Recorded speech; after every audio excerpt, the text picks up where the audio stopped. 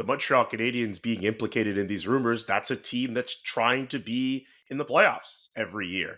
Another team that percolates in my mind a lot, we've brought them up before, the Colorado Avalanche. I'm always just curious, though, is there any other team that could ever lurk in the surface and try to land number 87? Obviously, the Penguins aren't going to really shop Sidney Crosby. If it ever gets the day where he is ready to move on, I would think that's just a conversation he'd have with Kyle Dubas and the senior management in Pittsburgh and just say, I want to go here. And then the trade would get made. He being Sidney Crosby controls the entire process with his no movement clause, not to mention, I think, just the debt that the Penguins organization, has to him to do the right thing. The Montreal Canadiens thing, as he mentions in those quotes, he grew up a fan of the team. They could use another frontline center, and he would maybe potentially be joining a team right as it's taking off even more. I do think other teams could be part of it if we get there, just because if you're making this move, if you're Sidney Crosby, part of what you're doing is, I suppose, you're satisfying what could be a curiosity. What would it be like to play somewhere else?